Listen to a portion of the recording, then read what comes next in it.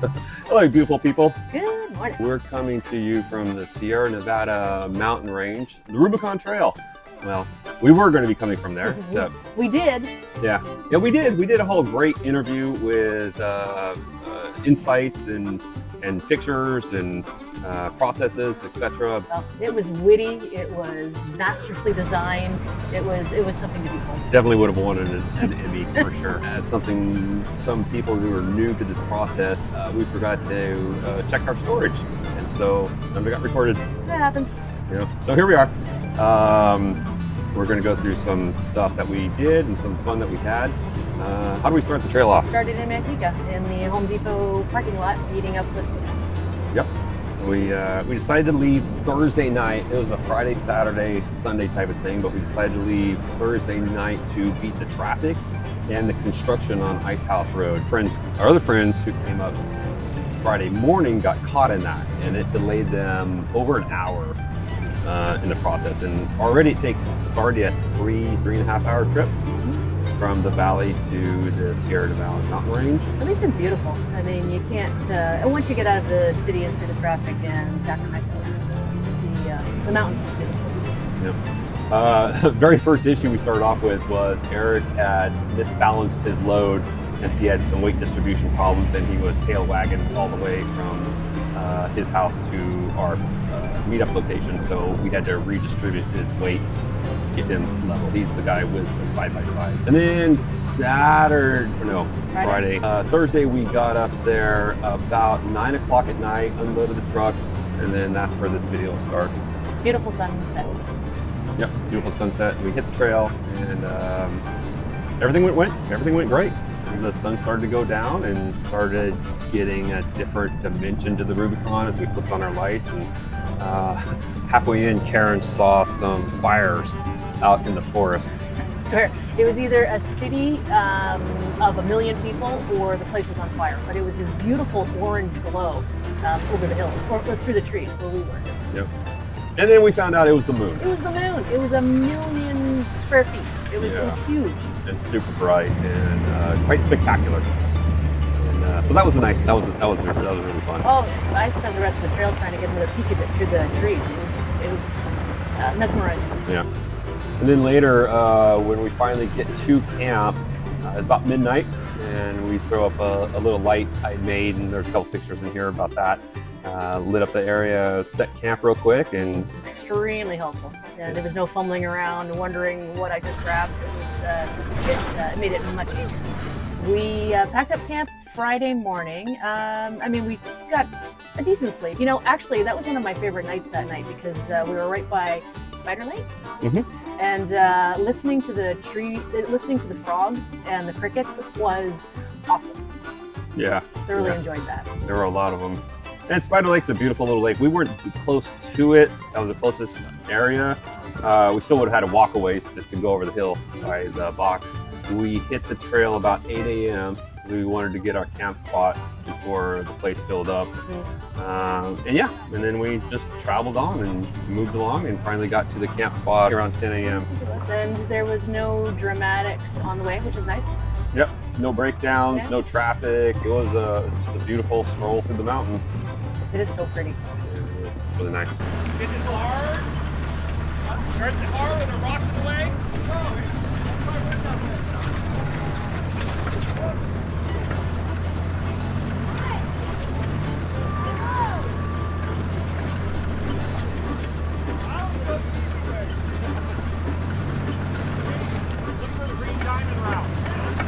Friday, we get to camp at Buck Island, and we got mechanics camp this time, so that was super excited because we've never actually stayed in that one. It's a nice spot, lots of room, great trees, coverage, shade. Very flat. Yeah. Great place for just setting up tents wherever, and we get to watch the shows as everybody comes in. Yeah, that is fun watching everybody drive right past your spot and seeing who has what. Yeah, and then Karen and I and Marshall. That's embarrassing.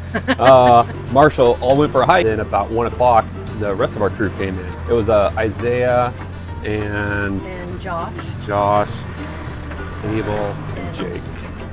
And that was it, right? Yes, that was our happy crew. Yep. Lenny had come in with us. Lenny came in with us, yeah. And we did find out that Abel had broke another 27 spline chromoly shaft in his front. He breaks those like most people go through. I don't know, stuff you go through a lot. I was going to say Kleenex, but not particularly automotive related. To go through them a lot, and then he ended up breaking another one the next day, and we were trying to figure out. He was saying, I wonder when this happened. And the joke was when he added 27 splines to 37-inch tires. That's when the whole problem started. Somebody had to be somebody from out of state was doing fireworks over Buck Island Lake.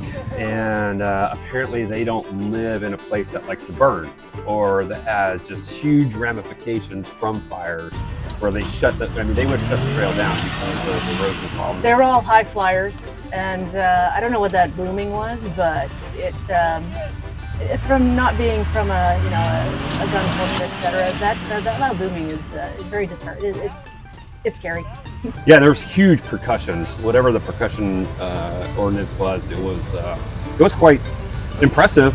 I mean, if that's your thing, but not for the middle of the forest, not for an area like that is just prone to burning. Yeah. I thought that was pretty irresponsible, and so anyway. Yeah, and there was a group that had their music pretty loud too, which, I mean, that's part of camping with lots of people around. So yeah, welcome to Rubicon. Yeah, and they were really good about shutting it off, I think around 10:30ish. So it's not like it was pounding all night. So, I mean, it was actually good music. Yeah, and there's that. It was, I mean, the shit I would have played, so I mean, it can't be too bad. And it was really clean sound. I mean, a lot of times when people play music, it's just so muffled or over bassed or just garbage.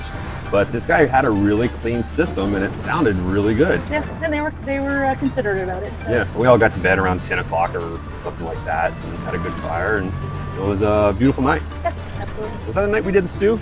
Yes, we made the Rubicon stew that night as well. Yeah, we made the Rubicon stew that night, and some other guys were supposed to come in, but apparently they had breakdowns prior to getting to the trail, so they turned tail and headed home. Yeah, disappointing. You know, you get all the way up there. They weren't too far from actually getting on the trail and then had to turn around. Yeah. I feel bad. So anyway, next time, Clint, drop your truck and just drive up.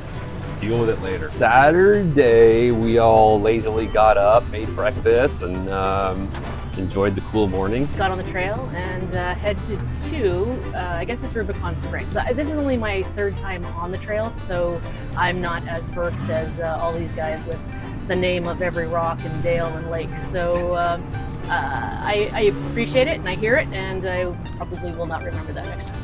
Yeah, I'm not either, and that's kind of a fun challenge maybe we'll do is we'll put numbers on obstacles as we play the videos and see if everybody can name them. Yeah. You know, see if people can name the different obstacles, because I think every rock, tree, and pond has a name out there.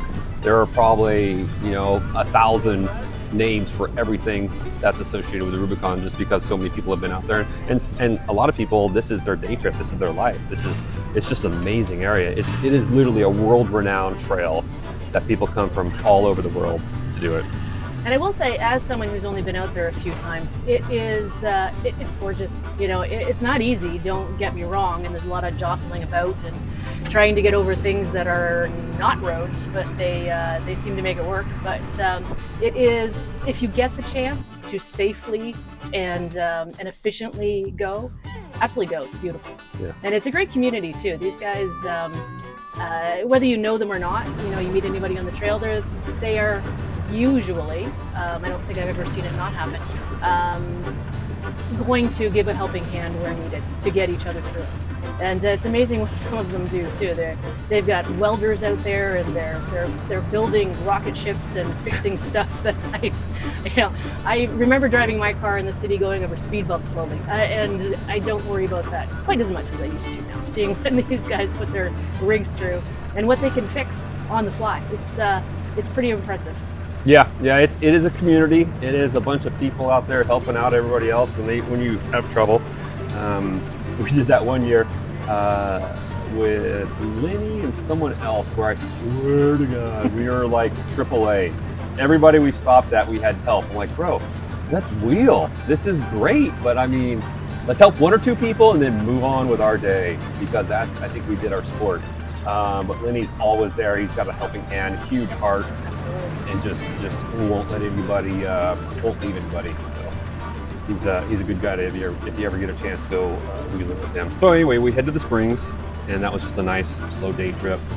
Very pretty. Yep, there was considerably more traffic on Saturday. We ran into Horton and his buddy. And his lovely wife. And his lovely wife. I didn't even know that we stopped by there. He's on the video. And they're great dogs. You've got And to their play with dogs. Their dogs. Yep. So, made it to the Springs, hung out for a little while, had some lunch, and then headed back. Last day was Sunday. We packed up after breakfast and just kind of moseyed out. It's always interesting to watch the amount of people leaving on Sunday. Yeah, although like we had noted while we were there too, it didn't seem like there was quite as many people as there often is, but yes, there's a huge parade when everybody does get ready to head out Sunday morning. Oh, 100%. It was nothing like previous Father's Days. And I don't know why. I don't know if the road construction scared people off. There's really no reason. It was beautiful. It wasn't too hot. It was, yeah, it was nice and cool. Unfortunately, too cool to go swimming, but c'est la vie. But yeah, people start leaving at like 6 a.m. and you'll start getting into traffic of other dead trucks that they're towing out. And, that's always fun. It's not an easy trail. It's not an easy trail. Eric did really good with his side-by-side. I was always amazed with how well he was pushing the thing. Abel, I thought for sure he was going to go zero drive and lose everything because the way he was hitting shit in two-wheel drive, because he had the front wheels out. But he did amazing. Really. He knows his truck. He's been doing it a while. Yep, knows his truck, and he kept it together long enough to get it on the trailer. Lenny is that thing is just bulletproof. Once he's gotten that fuel injection and the fuel pump problem solved, it's just rock solid. We call it a Jolly Green Giant because it's the one that usually gets everybody out at the end. Yeah, because I'm going to book you a 10-minute walk back. Yeah? I'm going to go there and see if I can get close to it. If I can't, I'll walk back. Okay, let me jump this one right here. I'm this close to going to that lake, getting my shorts and jumping in. There you go. I think I'll do it. You gonna go skinny dipping? Oh yeah, swim shorts. Oh, there you go. Oh, Lenny was trying to go up the same spot we did. I started to go up that. I started to do one of these. I saw that. I'm like, oh shit, and then I go to, let's try to go out of it, but I had no brakes. And I'm like, ah, here we go. Rolled all the way down the bottom.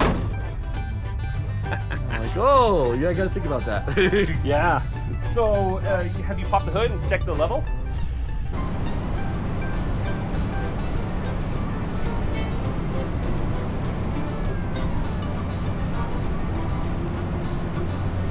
So that was fun. Hey, you know what? We're survived. We survived. We're still here. And we're still even, in close proximity with each other. So. Yeah, we still like each other. So anyway, that was our Rubicon trip. I hope you guys enjoyed it. Happy trails. Have a great day.